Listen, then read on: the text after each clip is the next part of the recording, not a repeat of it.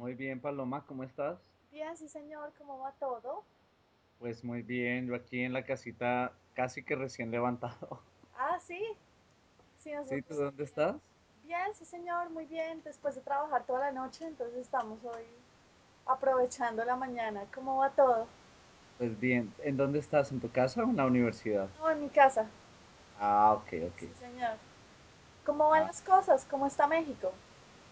pues bien, en general todo muy bien. ¿Qué te cuento así como de... No, todo perfectamente.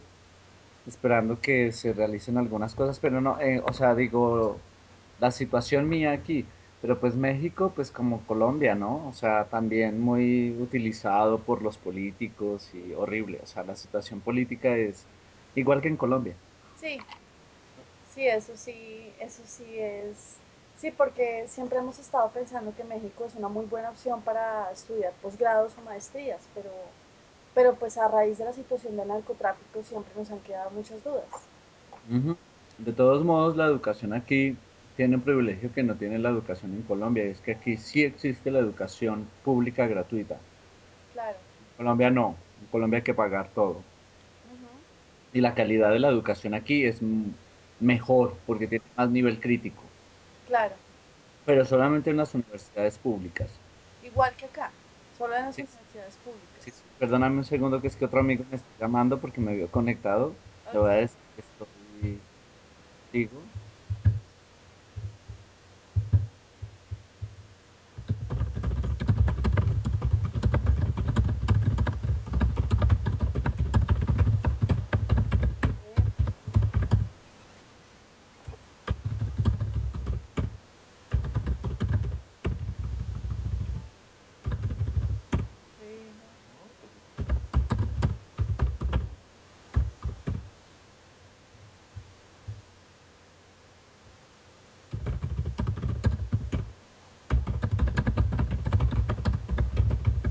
Listo. Y bueno, y entonces cuéntame sobre cómo era el asunto de lo que me querías hablar o de lo que me querían hablar y cómo va lo del trabajo, cómo es. Bien, profesor, mire, le voy a presentar a Leandro, no sé si se acuerda de él, creo que sí. Él estuvo en su conferencia ¿Qué de... hubo, profe? ¿Cómo estás? Sí, yo me ¿Listo? acuerdo de ti perfectamente. ¿Cómo le ha ido, profe? Sí, creo que era el chico, sí estaba contigo, ¿no? Sí, señor, esa vez se acuerda que fuimos a la conferencia acá que usted hizo en... De las ergonomías del cuerpo. Ajá, Ujú, sí, ujú. señor. Sí, que me hiciste una pregunta muy buena, sí. Sí. Sí, Sí, sí, señor. me acuerdo perfectamente. ¿Cómo estás, Leandro? ¿Bien? Bien, profe, bien, trabajando duro en esto. ¿Quién? Pues, profe, ya. Pues la idea es entonces, pues lo que pasa es que el concepto de Love Mark, como le decíamos anoche, es publicitario, ¿no? Entonces Mm, involucra sentimientos, amor y marca. Pero ujú. queremos su visión porque sabemos que no es tan parcializada hacia pues, el concepto mercantil y publicitario. Entonces Ujú. usted tiene una visión como más amplia, más antropológica, más Pues lo que filosófica. pasa es que yo pienso que hablar de Love Mark es como ingresar bueno, para mí no existen realidades, ¿no? Eso yo siempre lo he dicho, si no existen son, como dice Foucault, juegos de verdad. Y en esos juegos de verdad, los sujetos son definidos y determinados, pues según las reglas de esos juegos de verdad. Entonces, por ejemplo, si lo que yo acabo de publicar ahora en el Facebook de Pinina, que si tú eres gay, tienes que corresponder a unos juegos de verdad para que tu subjetividad como gay se realiza. Entonces, tienes que consumir, tienes que ser un New York City boy, tienes que remedar una familia monogámica blanqueada. Por ejemplo, eso es un régimen de la verdad que construye determinadas subjetividades. Entonces, el blog market y de por sí la sociedad de consumo es una gran productora de discursividades, de juegos de la verdad, pero los muestra como la verdad y juega a constituir las subjetividades a partir de esos juegos de la verdad. Entonces nace un juego de la verdad en el que los afectos van a ser involucrados para o sea, van a ser relevantes para el mercado y van a entrar en un juego dentro de las lógicas del marketing del mercado. Entonces, por ejemplo, Coca-Cola es una de las principales compañías que a finales de los 70 descubre más o menos lo que ustedes llaman love market. Love marketing, love market. Love Mark, que es amor de marca.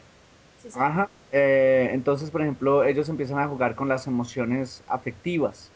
Entonces, por ejemplo, a finales de los 80 ellos empiezan esas campañas, pues desde temprano, pero yo recuerdo que a finales de los 80 tomaban una canción muy romántica y le cambiaban toda la letra y era un comercial de Coca-Cola, pero con la letra cambiada, ¿no? Ya. Eh, entonces yo de joven, de adolescente o de preadolescente, ya empezaba a sentir y yo me identificaba con la Coca-Cola por solo ese hecho. Entonces, ¿qué hacía? Jugaban con mis propios afectos, ¿no? Y eso es básicamente lo que plantearía, según yo, un love market, ¿no? Es, vamos a conquistar a los consumidores y vamos a generar una actividad de consumo gracias a la manipulación de los sentimientos de las personas, de los afectos, porque es lo que más mueve. Y de por sí la publicidad ha sido, desde el principio ha sido consciente de eso. No sé si ustedes han visto una serie muy buena que se llama, ay caramba, se me olvidó. Y es sobre los publicistas, los grandes publicistas en los 60, que es buenísima la serie. Eh, Ahí se me olvidó. ¿Se transmite en este momento en televisión? Fue una serie americana. Se consigue, yo creo que se consigue en CD, pero se llama, se me olvidó, pero era la calle donde quedaban el nombre es de la calle donde quedaban todos los publicistas. Yo ahorita averiguo en internet y les mando el dato. Listo. Y lo que lo que ellos descubren si es la publicidad es de las primeras en descubrir que nosotros funcionamos a partir de los afectos. Entonces, por ejemplo, piensen en Palmolive. Perdón, en Johnson y Johnson, el lenguaje del amor, ¿no? Entonces, todo el tiempo, y además utilizan uno de los afectos más contundentes que existen en los seres humanos, que es el amor materno, que es de los más fuertes y firmes. Entonces, claro, lo que hacen es pues utilizar todas estas lógicas de la afectividad para generar una lógica del mercado. Más bien, porque la afectividad no tiene como unas claras lógicas, pero sí utilizan unas lógicas del mercado manipulando los afectos. Ahora, yo no entendía anoche cuando me hablaban de lo de las ONGs. Bueno, lo que pasa es que el concepto viene de las grandes potencias del mundo. Entonces, lo que nosotros hacemos es transportar ese concepto a, o sea, a la parte interna de las organizaciones. Porque Mm, hemos observado que, por lo menos acá en Colombia, hay muchos jefes pero pocos líderes. Entonces ujú, los jefes no conocen a sus empleados, no mm, saben con quién están trabajando.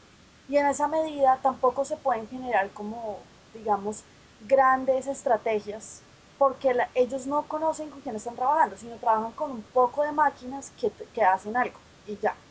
Entonces, lo que usted hablaba en la conferencia un poco, Jessy, que usted nos comentaba que era como una ergonomía del cuerpo que se establecía en un trabajo. Entonces, ujú. usted tiene que vestirse de una forma, llegar de esa manera, ser silencioso, decir sí señora al jefe, lo que diga.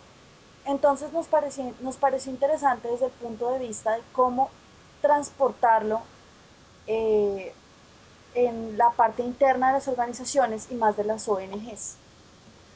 En primer lugar, fíjate, permíteme, voy a traer un libro. Les recomiendo, pero es que no es todo el libro, pero de Sigmund Bauman, Tiempos líquidos. En Tiempos líquidos, Sigmund Bauman habla un poquito de lo que son las ONGs. Sí, Entonces, las ONGs, para mí, o sea, yo las critico también, ¿no? sí. Porque las organizaciones no gubernamentales lo que hacen es, de hecho, nacieron para poder reafirmar y balancear el Estado neoliberal excluyente. Porque a donde no llegan las políticas, o más bien todos los estragos causados por el Estado neoliberal o los estados neoliberales, son eh, como, ay, ¿cómo se llama eso? Como alivianados un poquitito a través de de las ONGs. Es decir, vivimos en un neoliberalismo bárbaro donde hay unas cantidad de excluidos. Di tú los víctimas de las grandes guerras, ¿no? De las guerras en Irak, de las guerras, de estas persecuciones políticas fuertes del imperio norteamericano. Entonces aparecen las ONGs para aliviar a a todas las víctimas, ¿ves? Entonces es el mismo imperio que diseña una forma para poder ser paliativo, era el término que yo buscaba, para poder brindar un paliativo a los propios estragos que él produce y así articular de alguna manera sus propias acciones bélicas. Pensemos en los campos de refugiados. Los campos de refugiados, allí es donde funcionan las ONGs, por ejemplo o o los grupos en Colombia, los grupos de desplazados. Allí es donde tiene un grueso de población muy fuerte la actividad de las organizaciones no gubernamentales.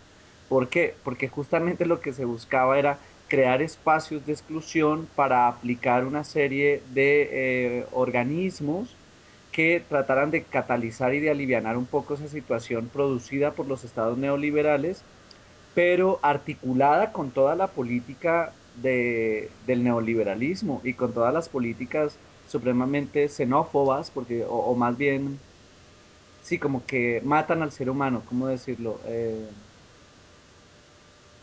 Hay una palabra para eso. Bueno, es una tanatopolítica, en últimas palabras, es una política de la muerte. Entonces, para aliviar el Estado neoliberal, su política de la muerte, su tanatopolítica, lo que hace es crear las ONGs, pero las ONGs lo que hacen es ir sobre los cuerpos ya excluidos, trabajar con ellos desde su propia exclusión, pero sin resolver absolutamente nada. Entonces, además, ganan una cantidad, los que organizan las ONGs son como parásitos de los problemas sociales. Ya. ¿Sí? Es una población parasitaria que vive de la exclusión y de la explotación y de los cuerpos realmente sufrientes y lastimados que produce el sistema. Y eso está perfectamente articulado, ¿sí ves? Es como una bisagra. Profe, La pro- en Dime. ese sentido, ¿usted cree que entonces aplicar Lovemark en una ONG no, o sea, no tiene razón de ser? Mm, lo que pasa, perdona, estoy comiendo manzana. Lo que pasa es que la ONG para mí ya es un mal. O sea, la ONG nos las han pintado como, por ejemplo, piensa en Save the Children. Nos las han pintado como organizaciones muy carismáticas, muy donadas, muy entregadas al servicio social. Y sí, hay un enorme impacto de estas organizaciones a nivel positivo. Quiero decir que algunos cuerpos que están excluidos de alguna manera se sienten un poco alivianados con la gestión que organizan las ONGs. Pero las ONGs en esa medida lo que hacen es ayudar a que existan y sobrevivan situaciones de exclusión. O sea, ellos no resuelven problemas, ellos solamente son paliativos a problemas sistemáticos. Y bueno, lo único lo único positivo de las ONG es que son paliativas. Entonces es como si tú tuvieras una enfermedad crónica y yo te doy un analgésico para que no te duela. Esos son las ONGs. ¿Sí? O tú tienes, no sé, un cáncer y yo sé que te vas a morir, pero pues yo te puedo dar, no sé, Paciencia. algo para que vivas mientras te mueres. Claro.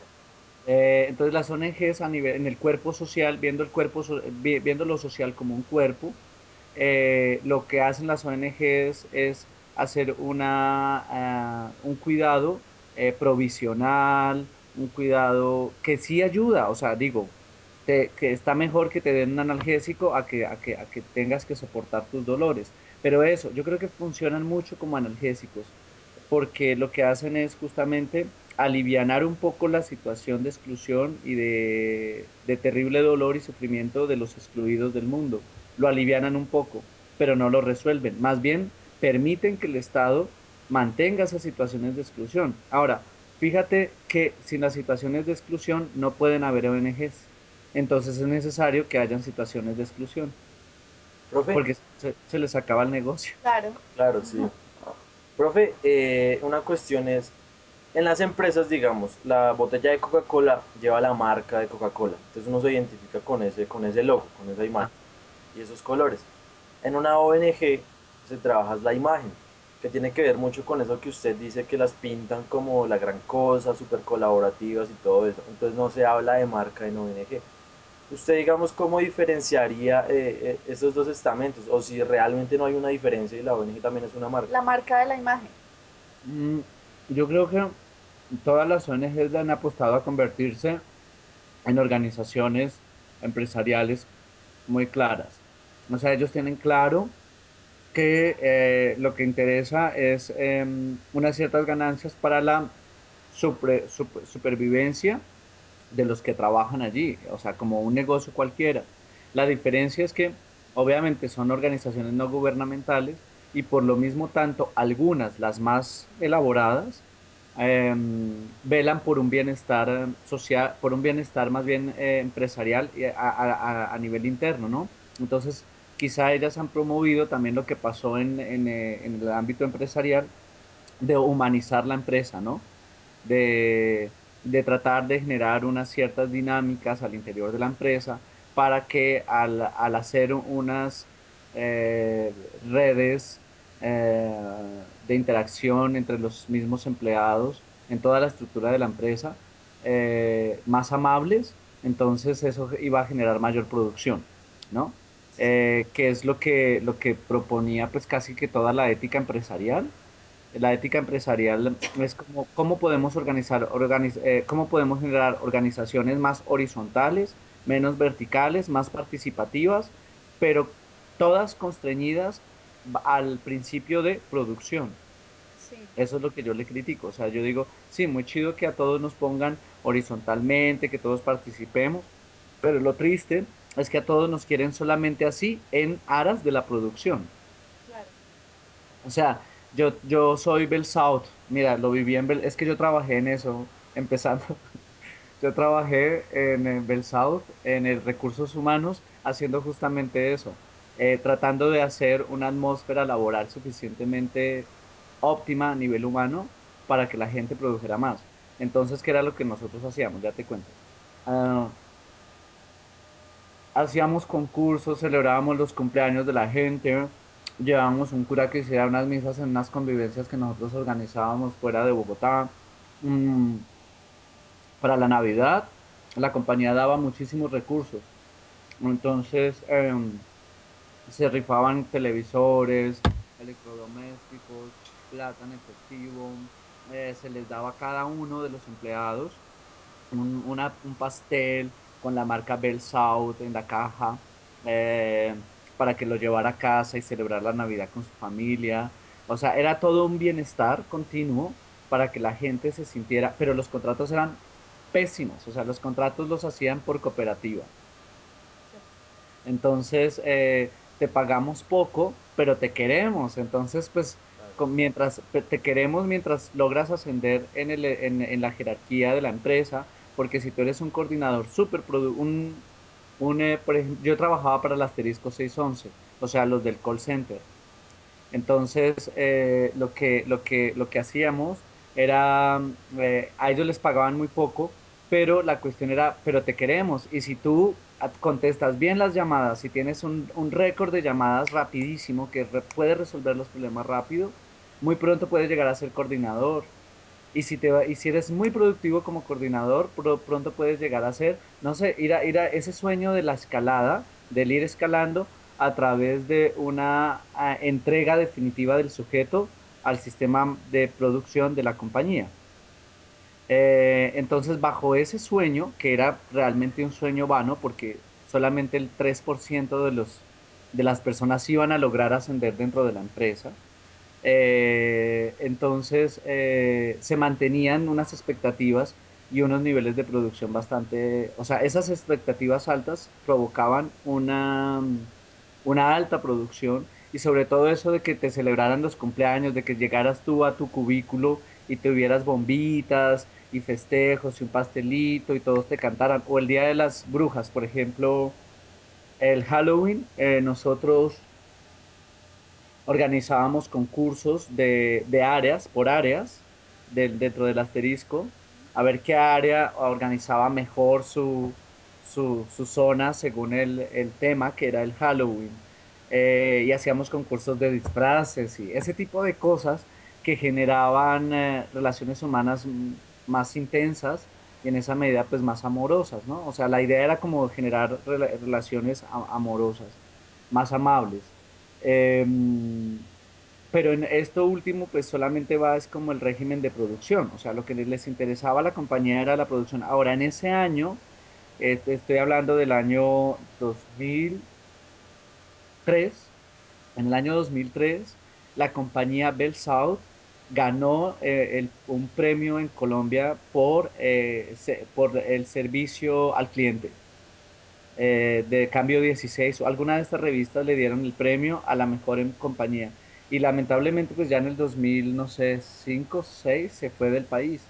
Pero la compañía, bueno, obviamente yo terminé mi contrato, se ganaron ese premio y a todos los que habíamos hecho eso posible nos despidieron también. O sea, en fin, son estrategias donde las personas en realidad no importan. Te dicen que sí importas, pero es una estrategia, no es una cuestión honesta, no es un pacto, no es un reconocimiento al tú, al otro, ¿no? Ahora, por ejemplo, yo luego de que salí de Bell South me fui a trabajar a la alcaldía de Bogotá antes de ser docente del distrito, porque me fui con Jaime Garzón para crear el ideario ético del distrito capital con los empleados públicos para optimizar la calidad de servicio del servidor público, ¿no? Y mejorar pero allí es distintísimo, porque estos son empleados públicos que tenían un nombramiento en propiedad, que podían ir creciendo, pero que sirven muy mal a los usuarios. Y ya esto es un régimen distinto porque aquí lo que está en juego es lo político, lo público. Ya.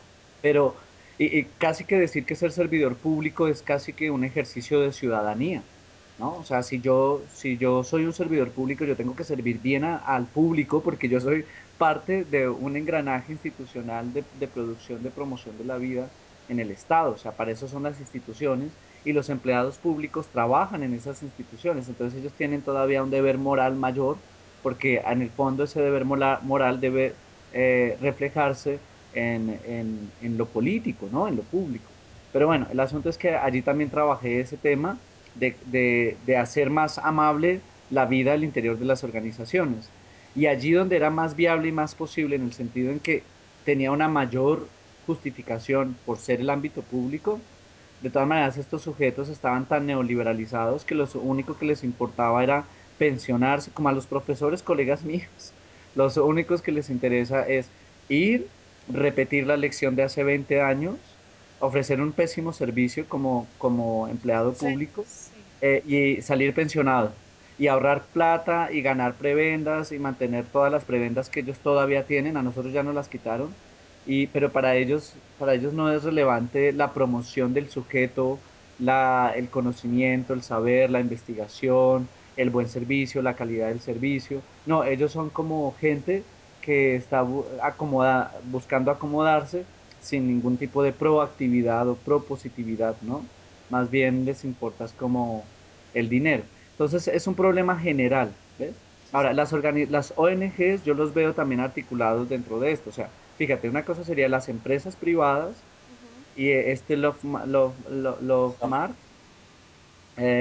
las empresas públicas y las ONGs. Las ONGs también están pues como en un punto medio entre estas dos cosas, porque ellas atienden a problemas sociales y políticos, pero como con el perfil de una empresa privada.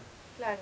Entonces, yo pienso que desde allí, al interior de la organización, ellos siempre velarán porque haya armonía, ¿no? Eso es Claro. como muy importante.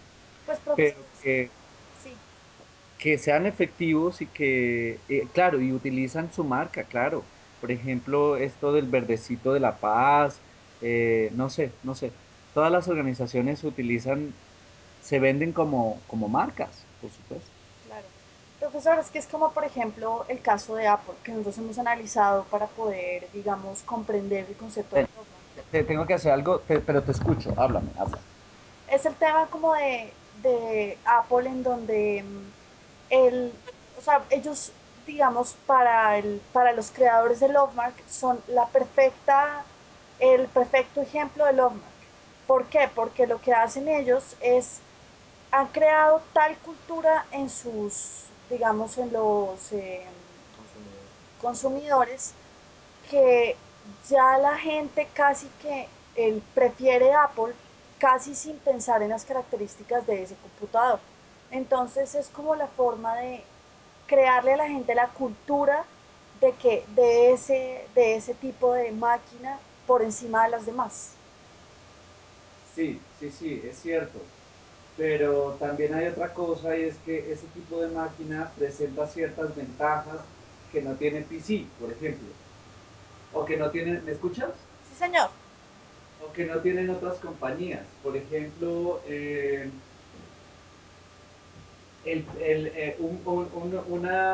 una computadora PC, perdón, Mac, no te arrastra virus. Sí, En fin, dura más, etcétera, etcétera.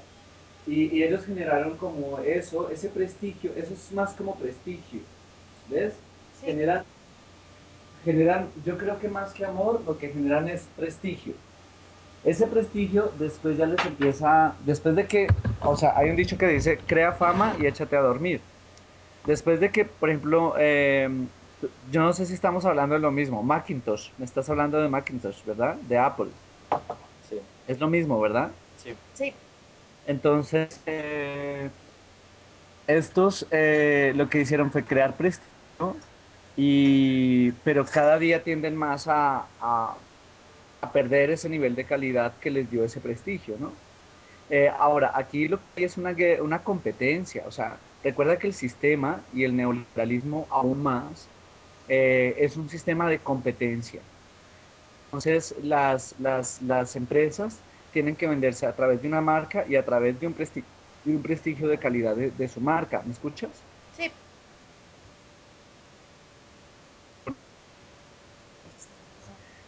The Children es una ONG de marca. Es una ONG inglesa que ha estado en innumerables lugares favoreciendo o alivianando las situaciones de exclusión de la infancia, que los estados no pueden suplir, entonces llegan ellos y echan una mano criticando al estado, diciendo, ay, usted no es capaz de resolver estos problemas. Pero es gracias a que ese estado no es capaz de resolver esos problemas que existe Save the Children. Claro, Y Save the Children es una marca, o sea, si yo llego a cualquier lugar del mundo y yo digo, yo soy funcionario de Save the Children, la gente se me quita el sombrero, claro. Claro. porque es una ONG altamente reconocida. Profe, entonces usted, digamos, ¿cómo cree que uno pueda generar impacto social, un mensaje verdadero desde esa gestión como de prestigio, de imagen, de Lovemark? Pues bueno, a mí me hace ruido la idea de un mensaje verdadero, o sea, para mí no existen, la verdad no existe. Ujú. La verdad es una construcción entre todos, social. Más bien sería más como lo honesto, es distinto a lo verdadero, ¿no? Lo Sí. honesto es cuando yo entiendo que hay juegos de verdad y soy honesto con esos juegos de verdad y me ubico dentro de esos juegos de verdad en aquellos que yo honestamente elijo, porque me resultan los menos injustos o los menos favorables a situaciones de explotación, de exclusión, de opresión, que es mi criterio ya personal, el de Yesid Calderón, es yo siempre me ubicaré en esos regímenes de verdad o en esos juegos de verdad donde se le apueste a la menor exclusión, ¿no? Entonces, ¿cómo hacer para poder uno encontrar una, ya, o sea, cambiando la pregunta tuya un poco, sería como, ¿cómo hacer para que organizar, o sea, hacer como una ONG que sí sea más honesta o algo así? Pues es más como utilizar ese, o sea, esa proyección de la imagen de la importancia de la ONG, de la labor que cumple para generar impacto social, para decir nosotros sí estamos cambiando a la gente, sí les estamos ayudando mediante esta estrategia de comunicación. Ajá, bueno, entonces ahí lo primero que tendríamos que ver es que partimos del presupuesto de que estamos con las ONGs y por lo tanto estamos de acuerdo con las ONGs. Ahora, si ya estamos de acuerdo con la ONG, ahora es cómo crear una imagen honesta de un trabajo honesto. Entonces, por ejemplo, fíjate, esto no es una ONG, tiene funcionarios, funciona como una ONG y es muy buena y es muy honesta. Yo creo mucho en ella. Se llama CINEP, Cine. el CINEP. Sí, Eh, el CINEP, yo creo que antes que recurrir a estos mecanismos de marketing, antes que antes de crear toda un área en la cual estemos preocupados por la imagen, por la producción de imagen, porque es que eso es una estrategia, ¿sí? Antes de pensar en esas estrategias, yo creo que lo que hay que pensar es en la efectividad del trabajo, ¿sí? La honestidad del trabajo dentro de la ONG, es decir, que todos estemos trabajando, realmente estemos aportando y construyendo sociedad y estemos solidificando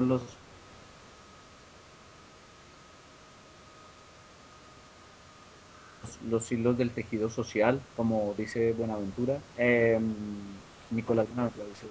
Yo pienso que ahora, que sí se tiene que visibilizar porque estamos en un régimen de competencia, pero yo creo que el prestigio se gana esa punta de trabajo.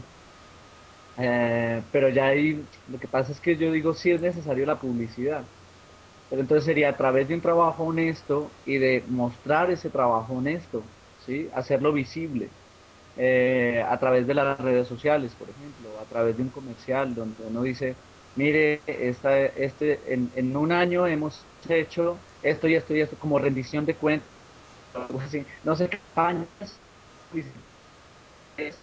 que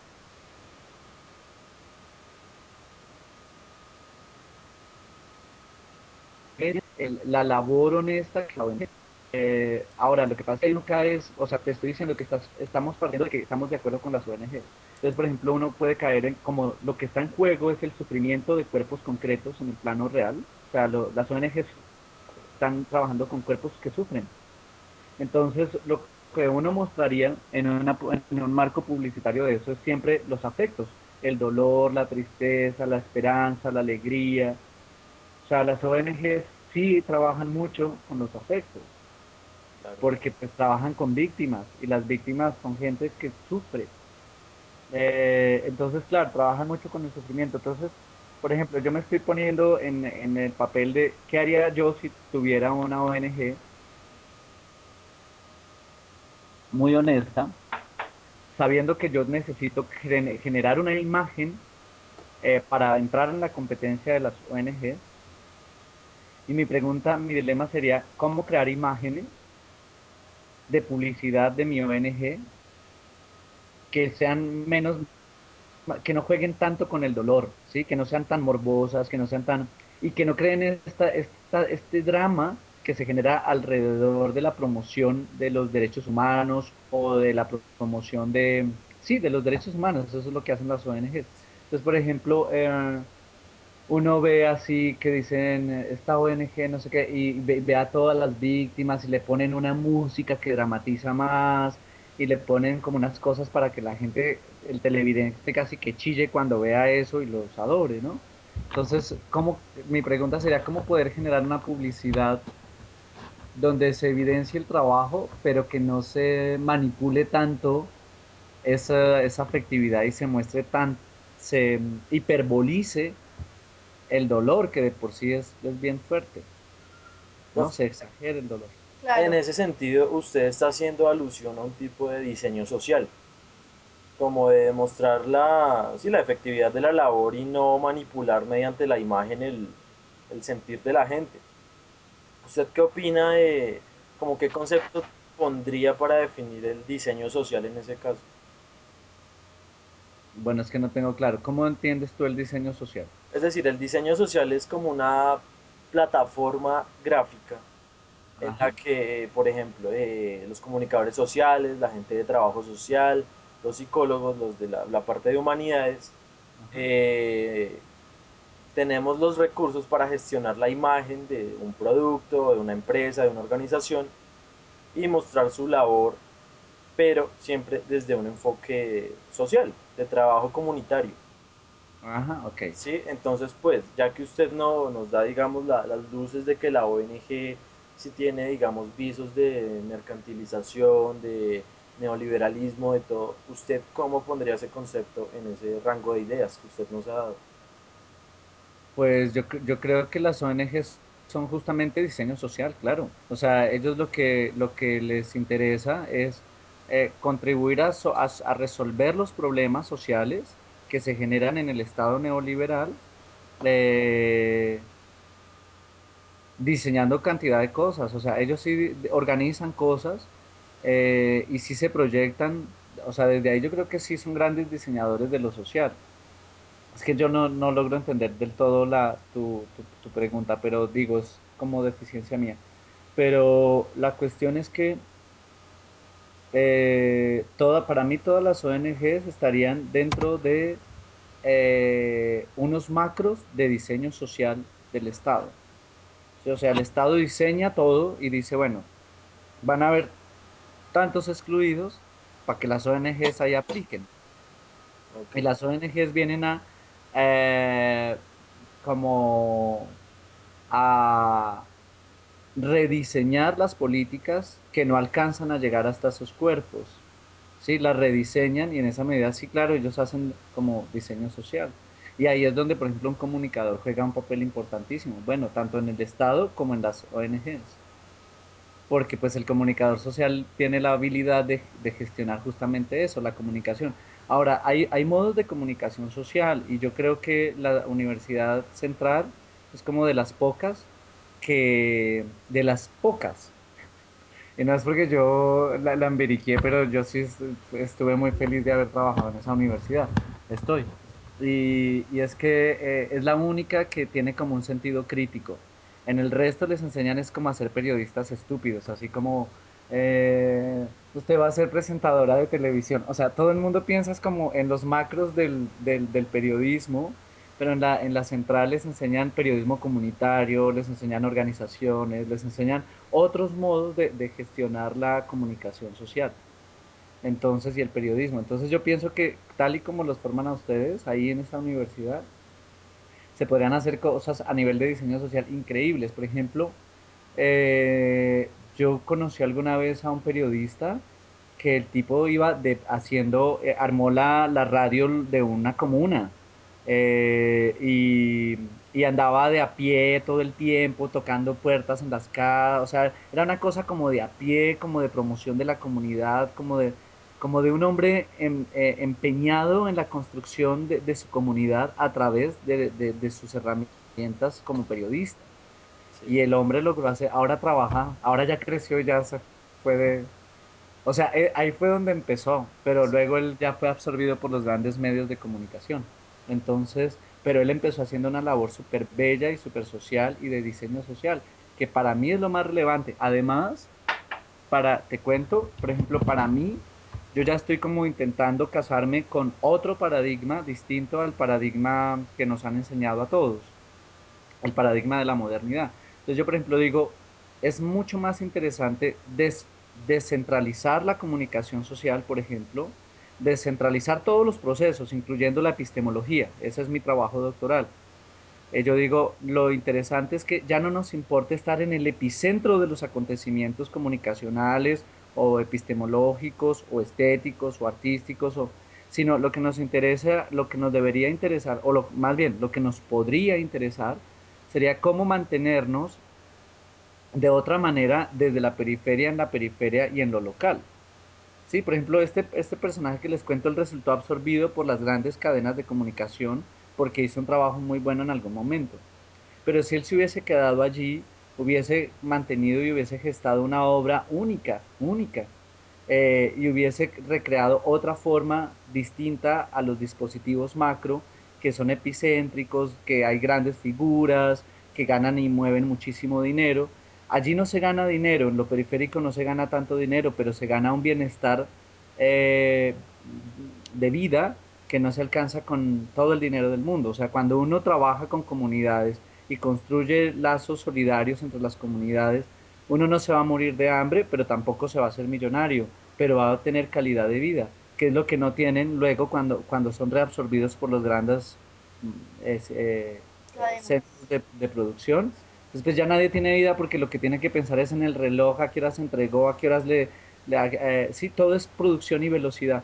Entonces, eso es lo que genera también una cantidad de problemas dentro de las subjetividades, y más bien a nivel de calidad de vida de estos grandes emporios de comunicación o emporios de saber o emporios de lo que sea, que se vuelven macroinstituciones y todo se vuelve súper complejo. Entonces, para que tú, por ejemplo, esto le pasa mucho a los intelectuales, para que tú logres publicar un libro, tienes que cumplir con una serie de requisitos, requisitos y requisitos, y entonces se vuelve más estresante para esa persona que si de pronto él estuviera vinculado con una situación más local y pudiera imprimir eso en un fanzine. Sí, o sea, son las estrategias. Y unas generan calidad de vida, otras la complejizan, esa calidad de vida, y la hacen más difícil. Pero yo pienso que justamente lo que hay que hacer es cambiar. Entonces, por ejemplo, ONGs que también ayuden a cambiar eso. Yo creo que la ONG no necesariamente tiene que ser excluida de